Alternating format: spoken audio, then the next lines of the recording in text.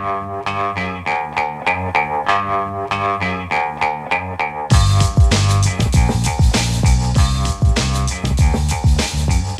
the Brian Lehrer Show on WNYC. Good morning, everyone. All this week, we are in almost full-time election mode. Now that early voting has begun in both New York and New Jersey, we will continue to have some other guests, too, I want to say. Like today, we'll check in and invite you to call in on Hurricane Melissa's impact in Jamaica. You'll be able to tell us what you hear from your loved ones or anyone else down there and what they need, and we'll tell other listeners how they can help. We'll have somebody who's involved in the relief effort as a guest. And we'll have Calder McHugh from Politico on the young Republicans who said the quiet part out loud in racist group chats that have gotten some of them fired from their real jobs. But mostly election issues and election endgame coverage. Later this morning, our 30 Issues in 30 Days election series continues. We're almost done with issue 28, Safe Injection Sites and Other Opioid Harm Reduction Policies as an issue in the New York City mayoral race. Ron Mamdani raised eyebrows among advocates when he seemed to change his position in last week's debate. But we begin today with mayoral campaign news. We'll do governor's race news, New Jersey governor's race news tomorrow when it's Jersey Thursday, Jers Day on the show as we've been doing this election season. And as many of you know, it's been Liz Kim Wednesdays during this run. WNYC and Gothamist political reporter Elizabeth Kim joining us weekly. And she is joined today by our senior political reporter, Brigid Bergin, who's been following the very robust early voting turnout. Happy Wednesday, Brigid. Happy Wednesday, Liz. Thanks, Wednesday. And Liz, can you believe this is your last appearance in this weekly series? It seems like the mayoral race has been going on forever. Does it feel like that to you? It does. It's been it's been a long race, but we don't usually have, a competitive general. So this has been a lot of fun. And a program note, listeners, Liz will be back next Wednesday, the morning after Election Day, even though she'll be up maybe later than an 18-inning World Series game, covering the return. So all praise and thank yous will be welcome at that time. But Brigid, how about if you begin today with your article on Gothamist called Voter Turnout Surges in New York City Mayor's Race with Boomers and Gen X leading the charge. How big is this surge, first of all?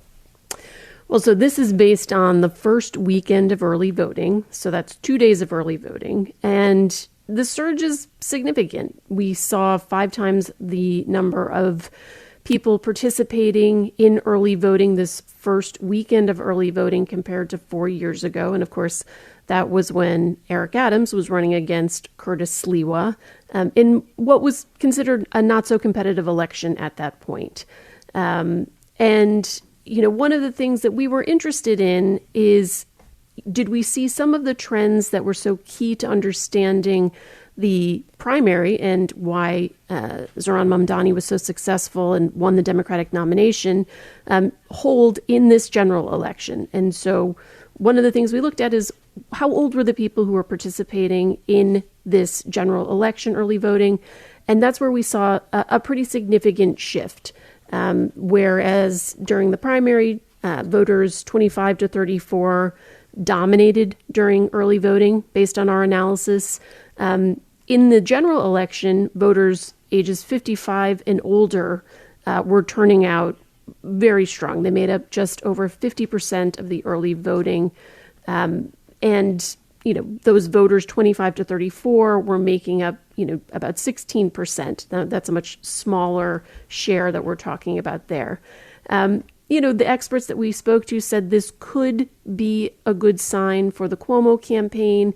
In the most recent Quinnipiac poll, the former governor was outpacing Mamdani among those voters 65 and older, and they were tied among voters 50 to 54. So in many ways, it felt like a shift from both what we had been seeing in polls and certainly what we were seeing during the early voting in the primary. And from what I remember about the results in the primary, voters under 35 were actually the largest share. That doesn't mean they were a majority, but when you look at the major age blocks, under 35 were the largest share, which almost never happens. Yeah, and that is one of the things that we've been really interested in. Will those young voters continue to be as enthusiastic and show up at the polls in the way they did during the primary? I've talked to experts who, offer a pretty heavy dose of caution that early voting, by all accounts, is still relatively new in New York City. We've only had one other mayoral election with early voting. So in terms of the shifts that we're seeing, are we seeing people who would normally just vote early and therefore not necessarily an increase in overall turnout, but just a shift in behavior? Or is this indicative of what will be a higher turnout election because it is so competitive? And are we also potentially reverting back to some of the models that we often see in overall election turnout where older voters really dominate at the polls?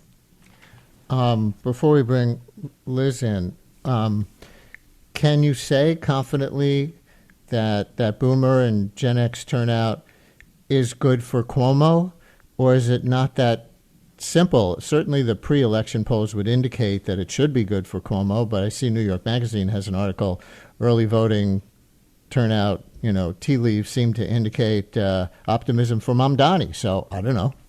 Yeah, I think it is. I don't think it is that simple, Brian. I will preview that we have another version of this story coming today. So listeners, check out Gothamist.com later today for an updated version of this story. I won't scoop myself. However, we did talk to voters at early voting sites, and you do hear some of the nuance. You do hear some older voters explaining why they're voting for Cuomo.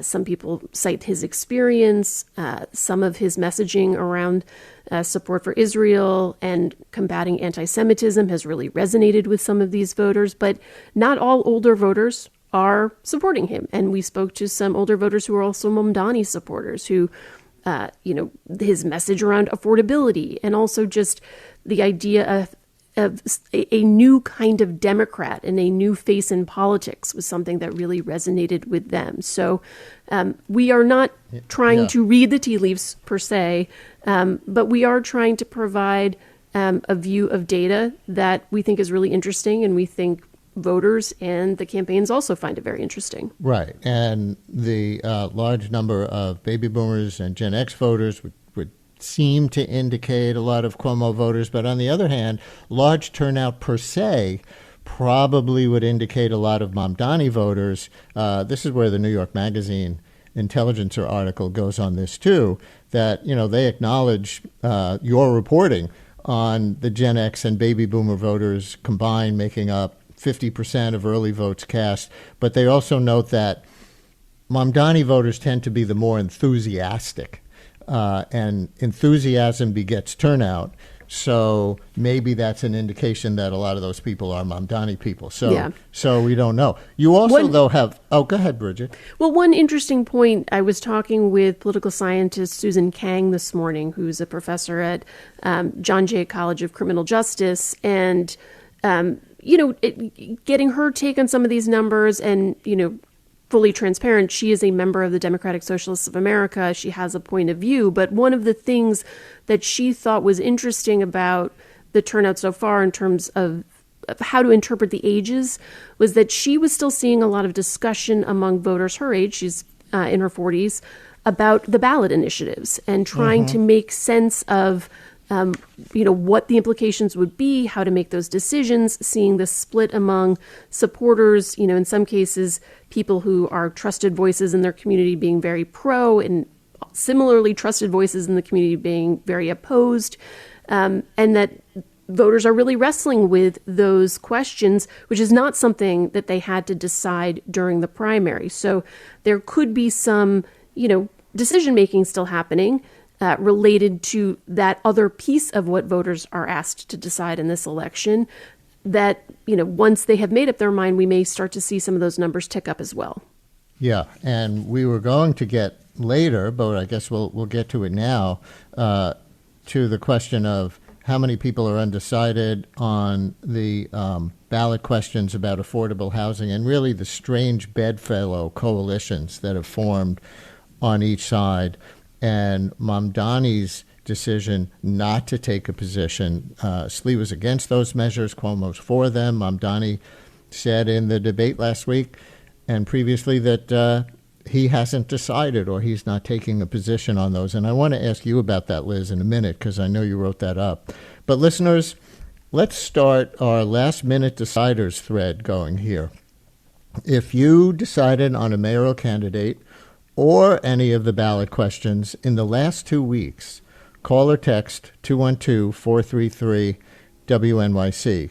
We'll do it again on Election Day, maybe again even before Election Day. But if you have made up your mind in the last 2 weeks on a mayoral candidate or on any of the ballot questions, you can text or call in with the process you went through and where you finally landed. 212-433-WNYC, 212-433-9692, or with any other questions or comments for Liz Kim and Brigid Bergin, 212-433-WNYC, 433-9692, call or text. Listeners, Liz, you want to do that part now? You did do an article on Mamdani deciding to stay out of the housing construction ballot questions. As I said, Cuomo took a yes position, Sliwa took a no position, Mamdani took no position. How come? Yes, Brian. I just wanted to add something to the conversation before about Sure. what motivates people to go and vote early. And, Right. you were mentioning the New York Magazine argument that it's enthusiasm, right? And we certainly saw that during the primary. But what I was wondering heading into early voting, because we had seen the race take on maybe some darker tones, some more racist, Islamophobic tones, I was wondering, would fear be a motivator for some people? And I think that that's a question. I don't know, but that's something to think about, too. I don't think that it can only be enthusiasm. I think there are people on Cuomo's campaign who are trying to make people afraid of Mamdani. Would that be enough to get them out there? Right. Getting back to the housing I ballot guess there's proposal. positive enthusiasm, and there can be such a thing as negative enthusiasm Absolutely. or Certainly. extreme aversion. Absolutely. And you can tell that is exactly what the Cuomo campaign is banking on. And I guess we could even say in the presidential election last year, and in all three in which Donald Trump won, a lot of people who maybe weren't crazy about Hillary Clinton, weren't crazy about Joe Biden, weren't crazy about Kamala Harris, or so enthused, really wanted to turn out to stop Donald Trump. Exactly. Getting back to the housing ballot question, I really thought that was the main, that to me was the main takeaway of that second debate, was that you had the Democratic mayoral nominee, who is the front runner, declining to take a position on a ballot question that he will be expected to fill out when he goes to the polls, and his supporters and all the people who show up at the ballot. I still find this stunning. And the fact that he has continued to kind of put it off, he has since told reporters that he will very soon come out with a position, but that he still has not told voters, I think that that's important. And I think it's something to highlight. Because if in fact, he wants to be mayor, right? Voters deserve to know, what is your position on how the city should fast track housing. And of course, because the reason he doesn't want to take a position is because it's politically thorny, right? If he were to say yes, it would put him in opposition to the council, who is opposed to this, because it does represent a significant shift in the balance of power. But if he were to become more to the mayor and away from city Exactly. council on making housing development decisions neighborhood by neighborhood. Yes, and it would certainly be to his advantage if he were to become mayor and to have that kind of power to really fast track and move housing. So you can see why he doesn't want to put out a position and come out and say, yes, I am in favor of something like this that would potentially, give me more power if I were to become mayor. There's a lot of things he has to think about. The council is going to have a race for speaker. If he were to become mayor, how does he will certainly want to try to sway that process and not offend any of the council members in advance. And on the strange bedfellows, city council progressives, and Liz or Brigid, tell me if you think this is a fair characterization. City council progressives skeptical of developers bringing negative change to their areas, gentrification, whatever, and Curtis Sliwa representing single-family homeowners in the most conservative parts of the city who don't want big buildings or lower-income people coming there. They're on the same side. And you get other progressives like Brad Lander and Brooklyn Borough President Antonio Reynoso supporting the proposals along with developers and along with Cuomo. We did a whole hour on this on Monday, but is there anything you can add, either of you, to give undecided voters any advice on how to make up their minds based either on who they trust or what aspect of this they're most concerned about? I will say, Brian, that I have been asked by a lot of people. Like Brigid, you're probably pinged a lot too. I have been pinged.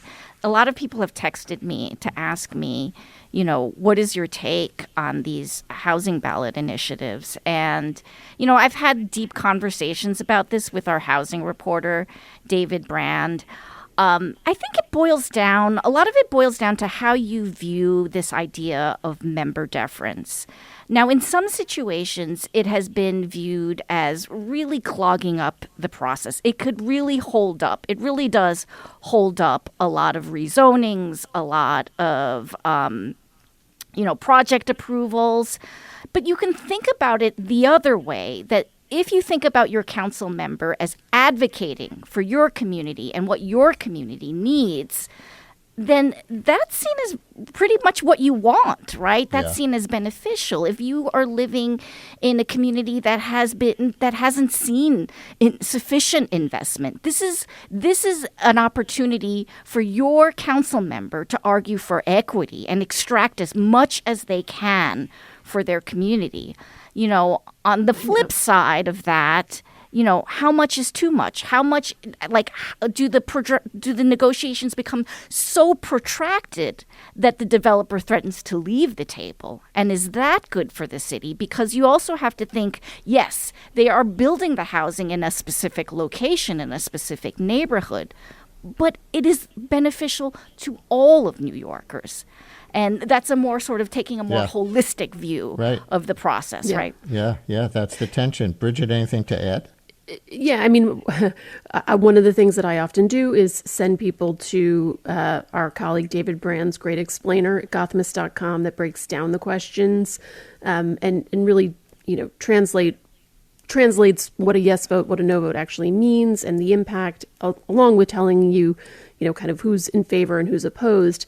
But similar to what Liz was saying, I think one of the things that is worth keeping in mind, the way our city government is structured, the mayor has a lot of power already.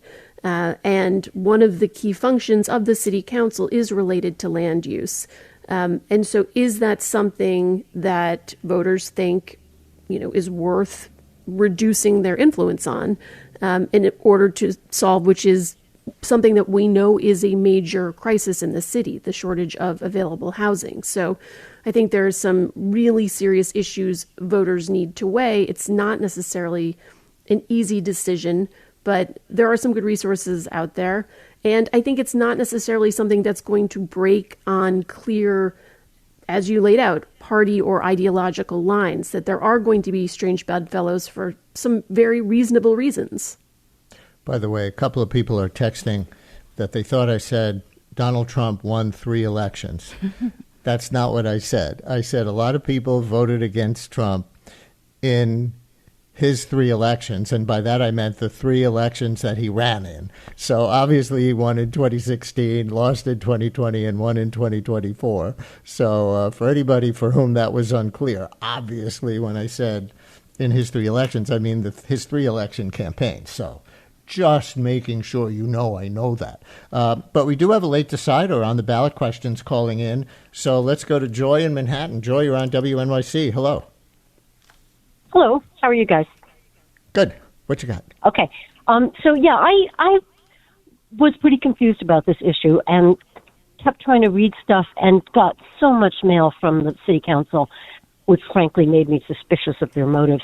And read stuff on both sides and really looked at it and ended up deciding to vote for them.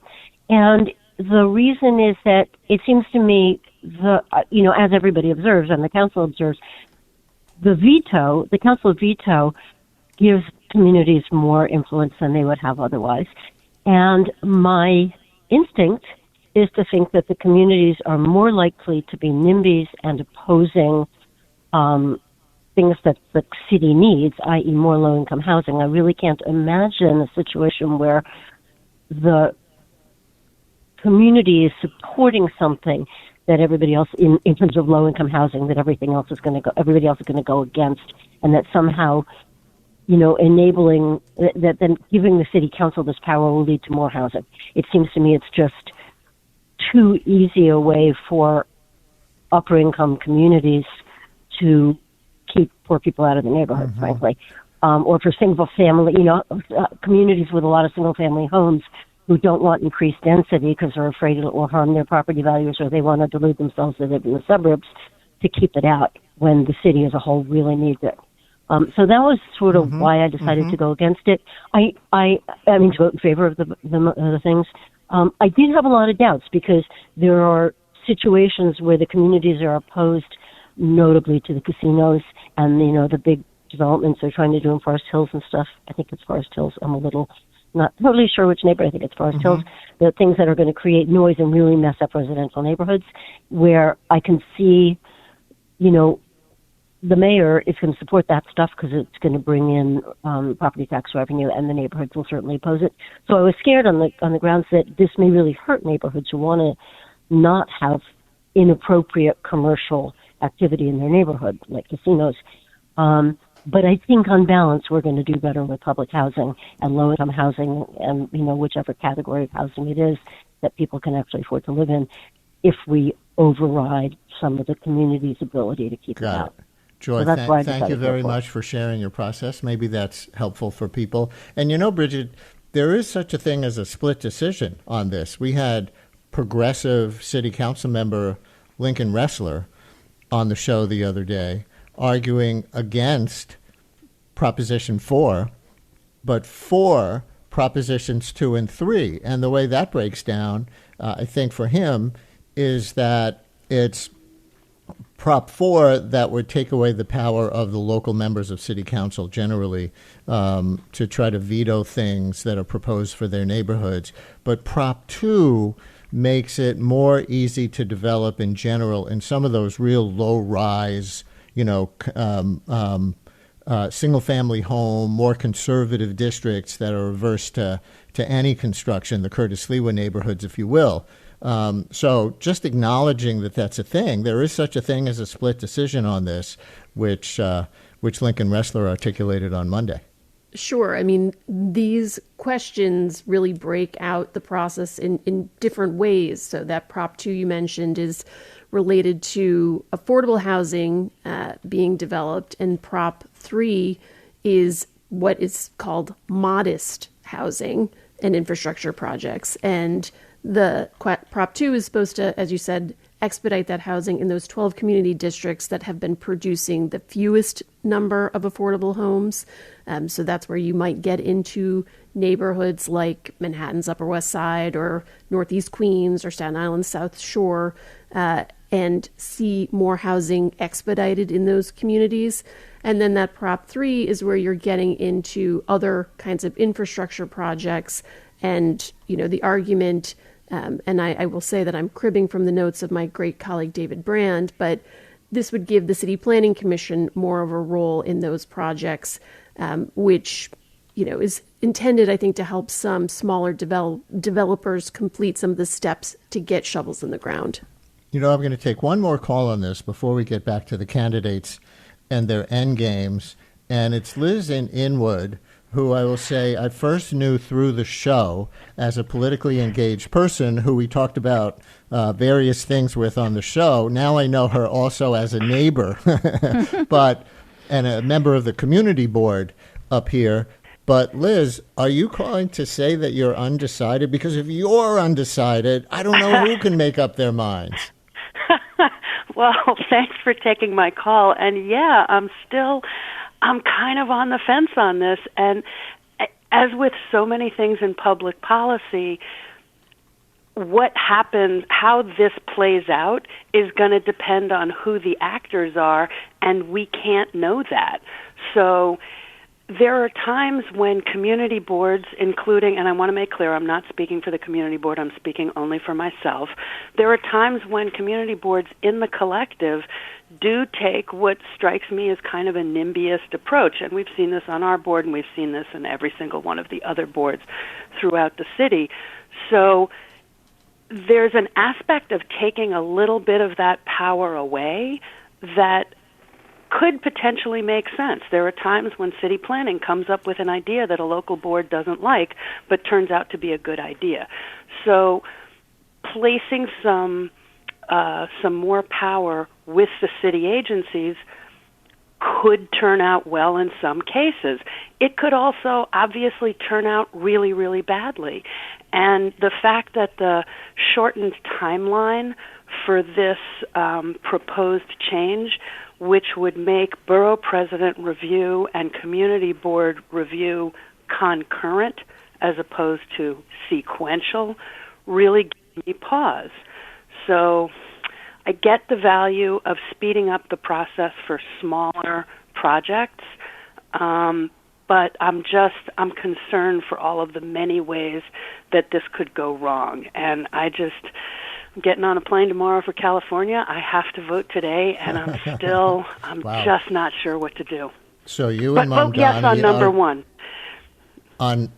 Vote yes on. Oh, that's for the Adirondack Forest. Yeah, Reserve. at first I thought, oh no, that's a bad idea. I know you love the Adirondacks as much as I do, and I don't want anything bad to happen to them. I didn't realize that this is a vote to this proposition would put into compliance development that's already happened. It's not going to pave the way, right. Pun very much intended, for new stuff. So on the housing proposals, you and Mamdani are both going to put on blindfolds, pin the tail on the donkey in your voting booth, and then look up and see which you actually voted for. Well, I'm probably going to go with Lincoln Wrestler. I think I might be yes on 2 and 3 and no on 4. Split decision. Liz, thank you very much. And Liz Kim, one other aspect of this, well, we're going to take a break because we have to do that, and then we'll continue, and we're going to kind of segue back to the candidates because Liz has a story coming out about black voters in largely gentrified neighborhoods compared to other parts of the city. And so it relates to housing development, but it also relates to, larger theme Mamdani Cuomo Sliwa issues. So we'll continue on that and with more of your calls and texts. Liz Kim and Brigid Bergin right after this.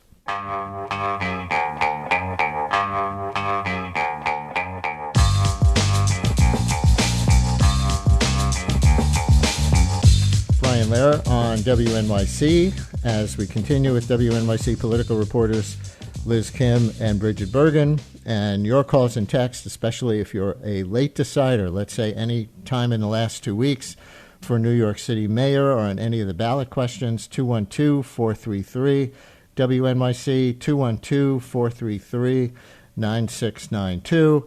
Liz, I see you have a story coming out about black voters in largely gentrified neighborhoods compared to other parts of the city. I haven't seen it yet. What are you reporting on? Yes, before I get to that, Brian, I want to give listeners one more thing to think about with the housing ballot proposals, because you had two very astute listeners raise this question about NIMBYism, right? But I want listeners to also remember that there are scenarios, and these are actually more likely scenarios, where the housing is being proposed for an underdeveloped, poor neighborhood. And there is the specter of a developer who wants to bring in a lot of luxury units. And what has happened in the past is there are situations in which the council member is fighting for more affordability in those units because they're thinking about, and this has to do with gentrification, they're thinking about how do I keep my longtime constituents in this neighborhood and how do I keep their families in this neighborhood. So it's just an important thing when voters go and look at this issue to think about. It's not always about a wealthy or gentrified neighborhood trying to reject, right, low-income housing. Yeah. Exactly. That's part of the complexity. So, your new piece. Yes. So I wanted to look at this issue of Black voters in this election because one of the really surprising things that happened, which defied political wisdom in New York City, was that Zohran Mamdani won the primary without a Black majority. And I wanted to look at it through the lens of gentrification, because if you look at a very detailed map of where he won, you really saw that he was able to run up the score in gentrified neighborhoods. And what exactly does this mean? And what is the sentiment on the ground among Black voters? You already see this issue shaping the race. Why? Because Cuomo and his new endorser, Mayor Eric Adams, are making an issue of it. I went to a press conference last week in East Harlem where the mayor officially endorsed Cuomo, and I brought some tape of what they said. 20 seconds of Mayor Adams here. And who is his base of support? Gentrifiers. Gentrifiers have raised the rent in the city and disrespected communities for far too long, and he's the king of the gentrifiers. This is going to be a raw buckle fight on the streets, one block at a time, one building at a time, and we're ready to take it on. And that's why I'm here today. And so is that fair that Mamdani represents the gentrifiers, or that's who his base is?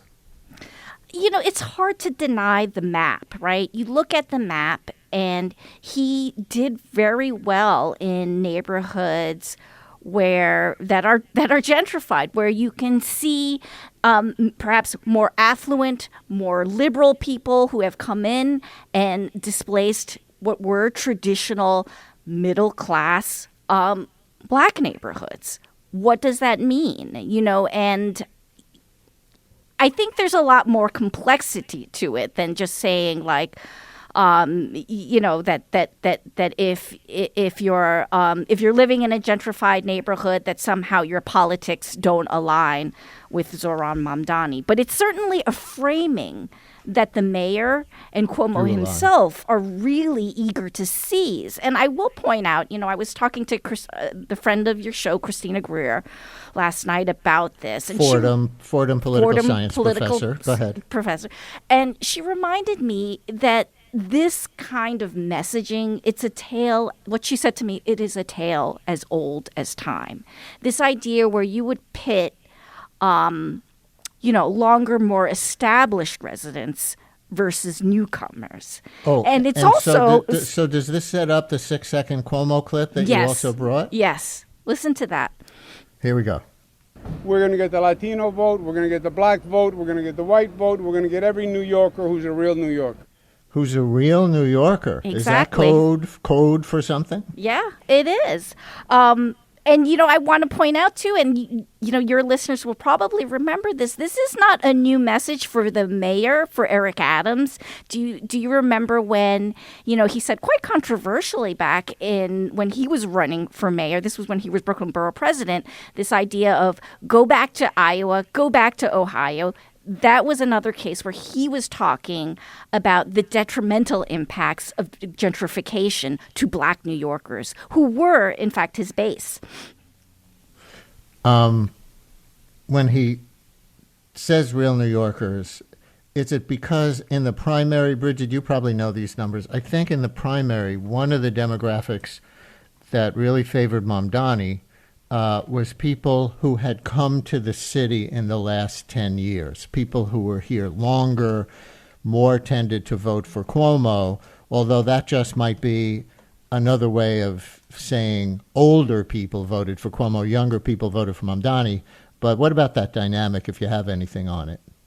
Yeah, I mean, that's one of the things that I reported during the general election was a look back at who were some of these new and younger voters that had fueled Mamdani's success during the primary.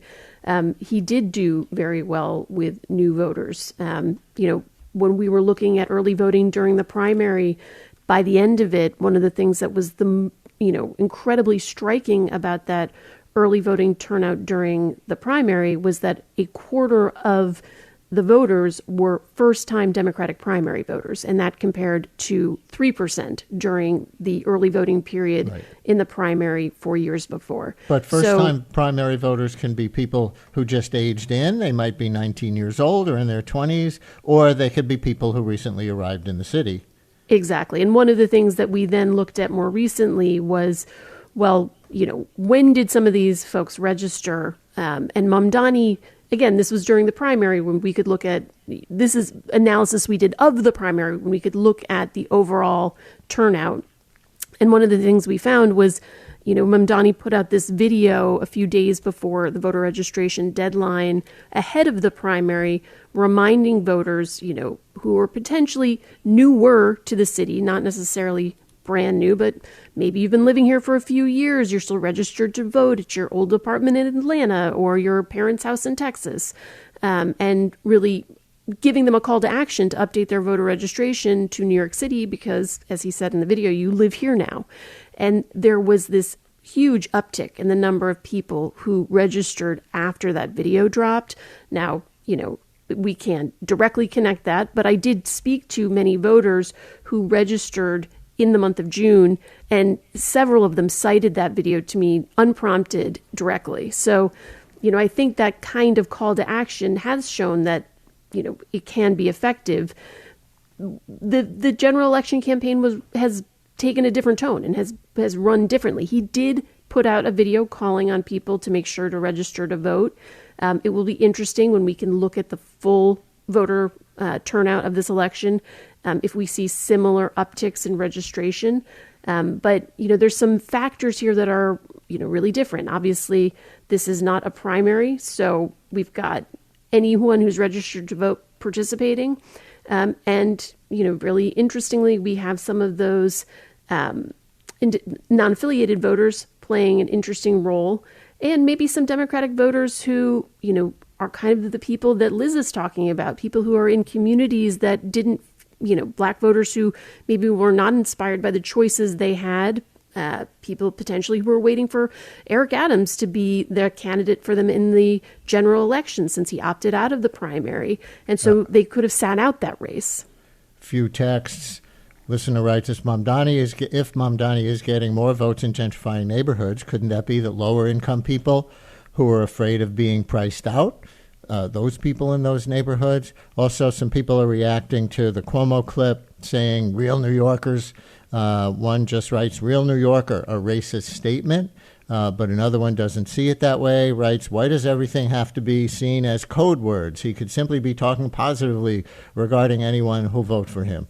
So people reacting to that. Brigid, your article on turnout quotes a Mamdani campaign person on their Get Out the Vote effort, helping to lead to this big early voting turnout. Here's a clip of Mamdani on The Daily Show with Jon Stewart Monday night as Stewart asks him how he thinks he's going to win.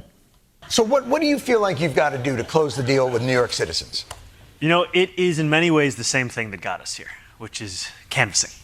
Oh, really? For all of the focus on rallies, on commercials, on debates, it really comes back to people speaking to other New Yorkers about the city that we all love. We have 90,000 volunteers right now. On your campaign? Our campaign.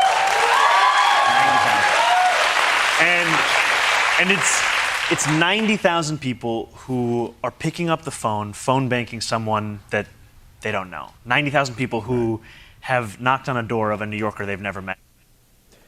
Mamdani on The Daily Show. And Brigid, the New York Times reports that Mamdani had 3,000 Get Out the Vote volunteers working the city over the weekend, 220 knocking on doors, 2,200 knocking on doors, and 800 working the phones. It quotes the campaign saying they've knocked on 158,000 doors since last Monday.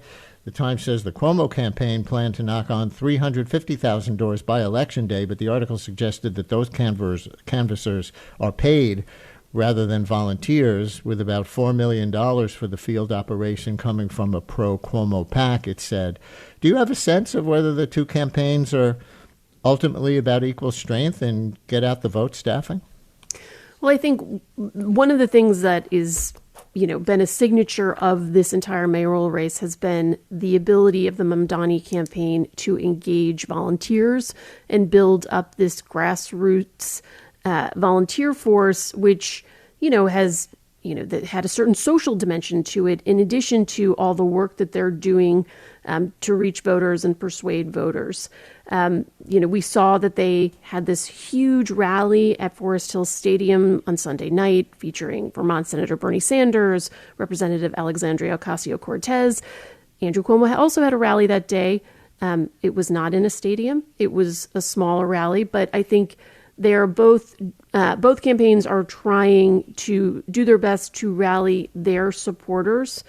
One of the things that I thought was interesting was that, right after our story ran on Monday, the Mamdani campaign clipped the headline and put together an email that they sent out to their supporters saying, look at who the turnout is, and asking for them to sign up for canvassing shifts. And so I think this is something that is energizing potentially both campaigns. They know that it is a sprint to the finish, that they both need to campaign with a lot of energy. It seems that the Mamdani campaign has more volunteers compared to the Cuomo campaign. But to Liz's point earlier, some of their closing messages are landing with voters in different ways. There are voters who may not have participated in that primary, who may have heard some of these closing messages, who are driven by fear or driven by other anxieties that they see when they think about Mamdani that may be turning out in a way that they didn't during the primary. And there's also Curtis Lewa, the Republican, who's doing his own work to rally his base, who remains a factor. He is still a candidate in this race. He has not by any means stepped out of it. Yeah. In fact, let me play a Sliwa clip. We've heard a Mamdani clip. We've heard a Cuomo clip. Here is Sliwa on News Nation last night, where even at this point, they asked him if he might drop out. That ongoing argument that I should drop out is gone. It's done. I voted on the first day of early voting. 250,000 people have voted as of today, more in the next few days, and then, of course, November 4th. So I don't know how many times I have to say it. I'm the only Republican candidate. I'm the law and order candidate. Andrew Cuomo, the architect of no cash bail that's caused the crime crisis. Zohran Mamdani, his apprentice, raised the age, closed the prison. They're both in agreement. They're like two peas in a pod. I give people an alternative choice in this election. So, Liz, if Mamdani is closing on, I'm going to try to do all these things for you, and Cuomo is closing on, be afraid, be very afraid. How do you see the Curtis Lewa endgame? He's only run a consistent, distant third in the polls. Right. I mean, I think he is appealing to Republicans, although I will make this very interesting point that John Mollenkopf made to me yesterday. He's a political science professor at CUNY. He pointed out to me that traditionally, historically, the Democratic coalition, the base of the Democratic coalition in New York City has been made up of black voters and Jewish voters. And he told me that each time that either of those groups have defected from that coalition has paved the way for a Republican. Now, in this case, it's different, right? Because we do have a Republican in the race, but we also have Andrew Cuomo, who is a Democrat, but who is running as an independent. So I think that kind of scrambles the formula a little bit here, and it doesn't like directly, say that, Curtis can win. Although certainly, I think he does have a shot at winning because we do have a situation in which, I was talking before about, looking at the map, Mamdani did not win the majority of black voters in the primary. Can he improve on that? Can he win? Polling has suggested that he is around 52%, but he has been trying very hard to court more black voters by going to black churches. But then there's also the other issue of Jewish voters and his positions on Israel and as a pro-Palestinian activist. Does that in fact turn off some Jewish voters and make them want to defect from the Democratic coalition? And where do they go? Do they go to Cuomo? Would they go to a Republican? That seems like a tall order, given the fact that they have traditionally also been, very diehard Democrats. Right. Though we should also say Mamdani insists he will protect the safety of every New Yorker and respect everyone's religion and views, even if he himself doesn't support Israel as a Jewish state on the foreign policy level. And we should add on that there's been a big backlash to Cuomo suggesting on a radio show last week that New Yorkers should fear a Mamdani mayoralty if there's another 9/11, and then laughed when the host said Mamdani would be cheering them. So backlash to things Mamdani has said or not clearly enough condemned, for sure, and also things Cuomo has said and some ads he's running are causing backlash, saying he's stoking anti-Muslim hate. So, and Brian, I should point out that he won. Also, he won the majority of Jewish voters during the primary. Mamdani did, and we've had this conversation about how establishment Democrats have been a beat behind on this issue. That, in fact, Mamdani's views have reflected, more popular opinion about the war. And a couple of texts to close this out. One says, when you talk about Mamdani winning in gentrified black neighborhoods, in the primary, this says Mamdani also won in Bay Ridge, Ozone Park, and Richmond Hill, non-gentrified, heavily immigrant neighborhoods. So adding that. And two, on canvassing, one writes, get out the vote canvassing may be overrated. I was one of thousands of New Jersey volunteers who canvassed for Democrats in Pennsylvania last year for Kamala Harris. That didn't work. And another one writes, I've door knocked for Zoran in both the primaries and the general, and the change in tone and baseline name recognition has been profound. So suggests the get out the vote canvassing for Zoran, as the writer calls him, is working. So, all right, I guess we should leave it here as obviously TBD, to be determined, and it ain't over until it's over. Obviously, we'll continue to cover it with many points of view and your voices on the phones and in texts right through Election Day and beyond. I'll give you a program note. We will be on with special coverage on election night. I'll be anchoring starting at 11 o'clock. Sean, Carlson, and Brigid, you'll be co-anchoring in the 9 o'clock hour after the polls close in New York. I'm on after the polls close in New Jersey. So look forward to staying up late with you all on election night. Should be a good night. Brigid Bergin, senior political reporter. Liz Kim, political reporter, has been joining us every Wednesday throughout the election season. Thanks a lot for today. Thanks, Brian. Thanks, Brian.